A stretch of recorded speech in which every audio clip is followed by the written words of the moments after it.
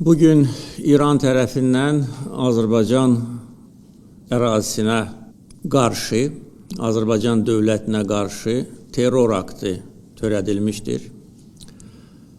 Naxçıvan Muxtar Respublikasının ərazisini İran dövləti pilotsuz uçuş aparatları ilə atəş altına salmışdır. Ateşin hədəfləri mülki obyektlər idi. Naxçıvan Beynəlxalq Hava Limanı, onun terminal binası, məktəb və digər istiqamətlər İran tərəfindən namərd atəşə məruz qalmışdır. Azərbaycan dövləti bu çirkin terror aktını qətiyyətlə pisləyir. Bunu törədənlər dərhal məsuliyyətə cəlb edilməlidir. Azərbaycan tərəfinə İran rəsmiləri tərəfindən izahat verilməlidir. Üzr istənilməlidir və bu terror aktını törədənlər cinayət məsuliyyətinə cəlb edilməlidir. Birinci dəfə deyil ki, İran dövləti Azərbaycana və Azərbaycanlılara qarşı terror aktları keçirir. Hamımız yaxşı xatırlayırıq ki, bir müddət bundan əvvəl Tehrandakı Azərbaycan səfirliyi terror aktına məruz qalmışdır. Səfirliyə hücum çəkmiş İran xüsusi xidmət orqanları tərəfindən təlimatlandırılmış şəxs Azərbaycan vətəndaşlarına qarşı qanlı terror aktı törədib. Bunun nəticəsində bir vətəndaş həlak olub, bir vətəndaş isə ağır yaralanıb və onu da bildirməliyəm ki, Azərbaycanın xüsusi xidmət orqanlarının nümayəndəsi Əliyalın o avtomat Kalaşnikovla silahlanmış və Molotov kokteyllə və balta ilə silahlanmış terrorçunu zərərsizləşdirib. O vaxtda bizdə şübhə yox idi ki, bunu törədən İran dövlətidir. Çünki bu terror aktı həm səfirliyin içində, həm səfirliyin ətrafında hardasa 40 dəqiqəyə qədər davam edirdi. Və bu 40 dəqiqə ərzində bir dənə də olsun nə təhlükəsizlik, nə polis nümayəndəsi səfirliyə yaxınlaşmır. Aydın məsələ idi ki, Azərbaycanı qorxutmaq, Azərbaycana qarşı öz çirkin əməllərini həyata keçirmək üçün bu terror aktı İranın dövlət qurumlarının ən rəhbər mərtəbələrindən sifariş edilmişdir. O vaxt bildiyiniz kimi Azərbaycan çox sərt reaksiya vermişdi bu hadisəyə. Azərbaycan səfirliyi İrandan təxliyə edilmişdir. Bütün diplomatik əlaqələr dayandırılmışdır və İran tərəfi məcbur olub bizdən üzr istəməyə, öz günahını etiraf etməyə və bizim təkidimizlə o terror aktını törədənə ən ağır cəzada verilmişdir.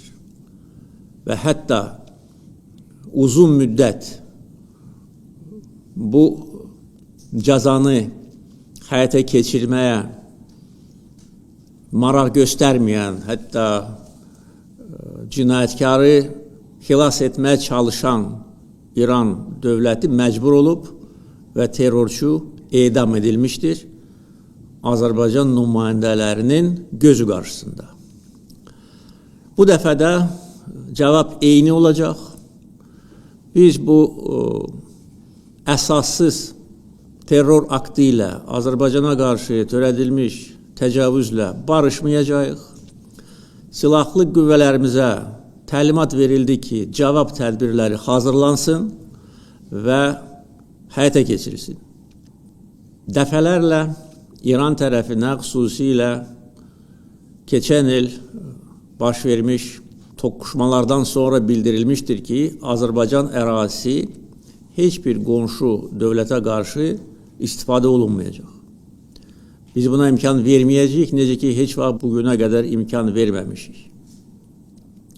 Düzdür, keçən ilin yay aylarında və ondan sonraki dövrdə İrandan bizə əsassız ithamlar irəli sürülürdü. İran dövlət qurumlarının nəzarətində olan media resursları Azərbaycana qarşı çirkin, şərböhtan kampaniyası aparırdı. Azərbaycanı ləkələmək, İranda yaşayan soydaşlarımızın fikrini dəyişdirmək.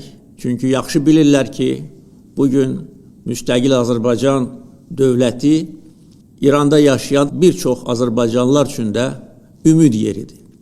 Yəni bizi ləkələmək, bizi şərləmək, gözdən salmaq İran ictimaiyyəti qarşısında bu məqsədi güdürdü. Çünki bunun heç bir əsası yox idi.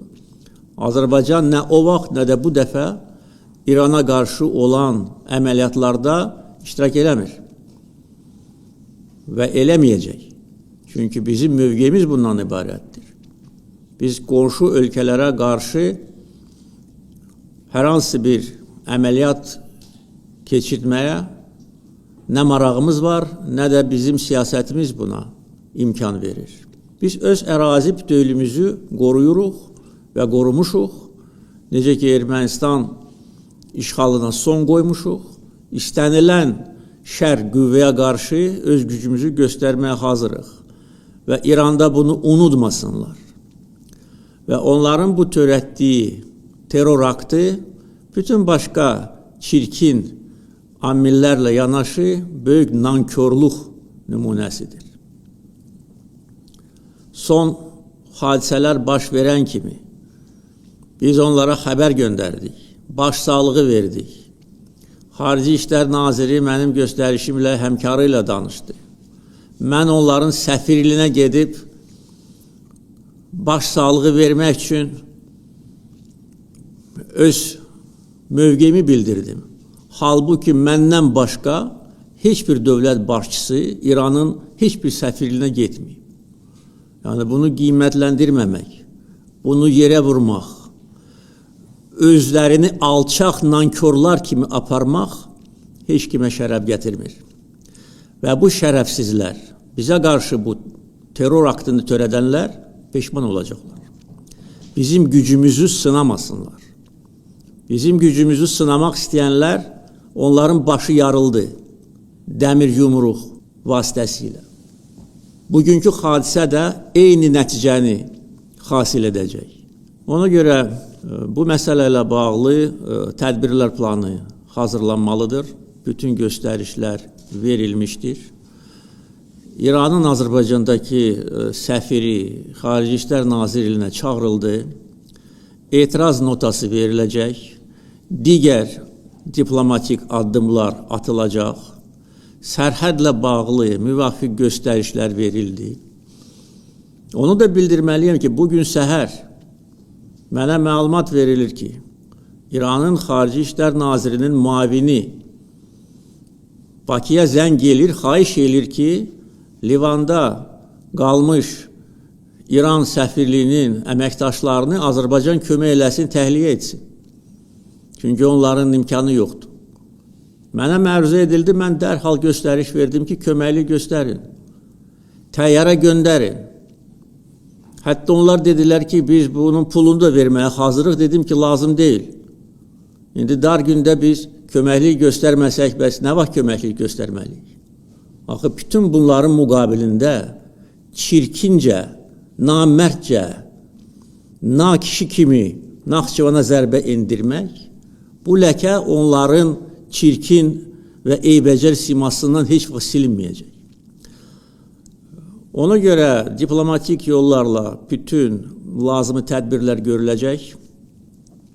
Bizim silahlı qüvvələrimiz, Müdafiə Nazirliyi, əyləşin, Dövlət Sərhəd Xidməti, əyləşin, digər bütün bizim xüsusi təyinatlı qüvvələr bir nömrəli səfərbərlik vəziyyətinə gətirilib və istənilən əməliyyatı keçirməyə hazır olmalıdırlar. Hələlik bu qədər. Azərbaycan xalqını biz proseslərin gedişatı ilə əlaqədar məlumatlandıracağıq. Müdafiə Nazirliyinin açıqlaması əyləşin artıq mətbuata dərc edilib. Azərbaycan xalqı əmin olmalıdır ki, istənilən bəd qüvvəyə qarşı bizim dəmir yumruğumuzu onlar görəcəklər.